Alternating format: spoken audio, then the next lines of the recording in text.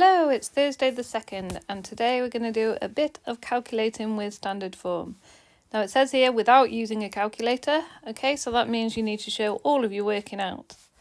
Now before we start, when we're doing standard form, we could use the rules of indices to make life a lot quicker and easier. So I'm just going to quickly run over the rules of indices.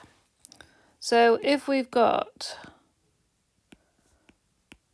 indices with the same base.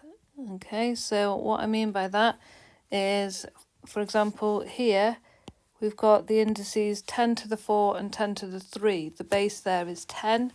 Because the base is the same, we can use the rules of indices. Okay, so the rules of indices is if you are multiplying two indices together, so for example, a to the power of m, which could be any number, times a to the power of n, which could be any different number or the same, we would add those powers.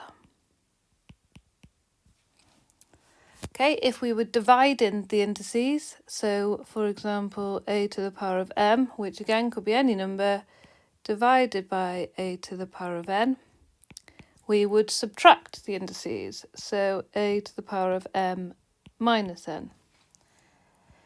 I think they are the only two that we need here because we're just multiplying and dividing. So we'll just put that in a little red box there so that we can refer to them. So starting on part A, now in this one you can see that subtracting. You don't get a rule of indices for subtraction, you just have to do it the long way, where you're expanding out the numbers into ordinary form and then put them back into standard form afterwards. So if you've got 7 times 10 to the power of 4, if you think about the fact that 10 to the power of 4 is basically 10 times by itself 4 times. So that would be 100, 1,000, 10,000. So that's the same as timesing by 10,000. Okay, so when we're doing that now, we can say, right, 7 times 10,000 would be 70,000. Okay, so on the next one, we've got 3.21 times 10 to the power of 3. Well, in the same principle, 10 to the power of 3 is the same as 10 times 10 times 10. So that would be the same as timesing by 1,000. So if I'm timesing by 1,000, I am moving my number 3 times to the left. So what I would get is 3,210. Now I'm just going to do that subtraction as I normally would. So 70,000 take away 3,210. 0 take away 0 is 0. When I get to this bit, I need to borrow, so I'm just going to borrow from that 7 and then borrow for the next number, so borrow from that 10 and then borrow from the 10 again. So I've got 10 take away 1 is 9, 9 take away 2 is 7, 9 take away 3 is 6, and 6 take away nothing is 6. So my answer is 66,790. However, the question asks you to calculate your answer in standard form. And so I'm going to have to now convert that into standard form. Now the rule for standard form is you're doing a number that is between 1 and 10 times by 10 to the power of something. So in order to get my number to be between 1 and 10, I would have to move my decimal place from the end of the number to be in between the two sixes. So I've moved my decimal place once, twice, 3 times, 4 times to get in between the two sixes, and therefore my answer would be 6.679 times 10 to the power of 4, which basically means if I times that by 10,000, I would get my answer of 667,000 190. Okay, so that's part A done. Part B then, there is a quicker way on part B, because if you look, it's a multiplication which has got a rule that we can use, which is a to the m times a to the n is equal to a to the m plus n, which basically just means add the powers. So the first thing I'm going to do is multiply the numbers. So I've got 5.1 times 2, and that's going to give me 10.2. And then I'm going to multiply the powers. So I've got 10 to the power of 3 times 10 to the power of minus 1.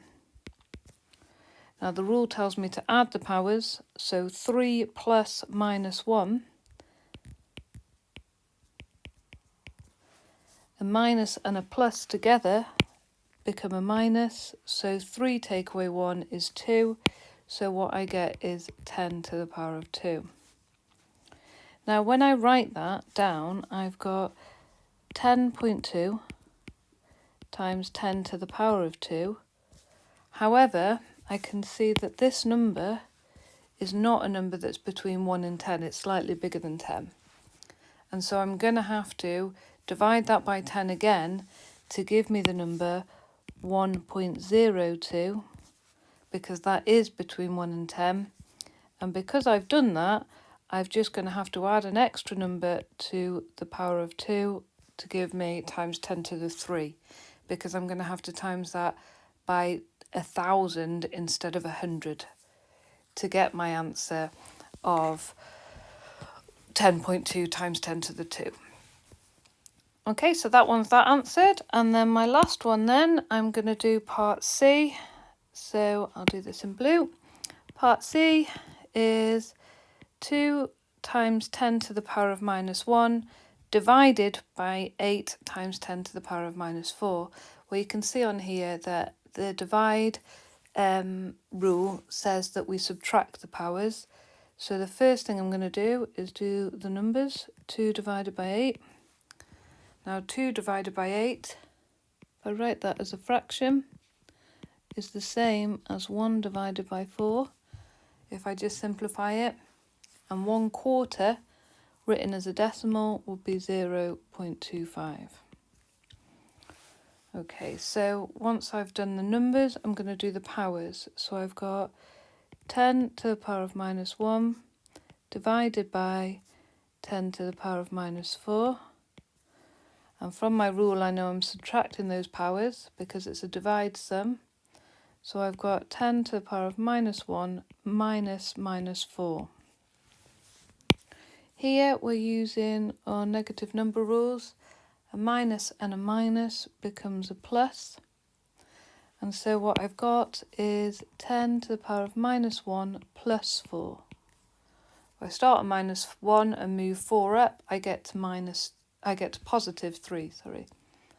So I've got there, the power is 10 to the positive 3. Now if I write this one down, I've got 0.25 times 10 to the power of 3. I have the same problem that I had in part B, where this number is not between 1 and 10, it's slightly smaller than 1. So I now need to multiply that by 10 to give me 2.5. And when I do that, I actually have to take 1 off the power there, so I'm going to get 10 to the 2. And the reason that I'm taking 1 off the power is I'm going to have to multiply it by 10 times less to get to my answer.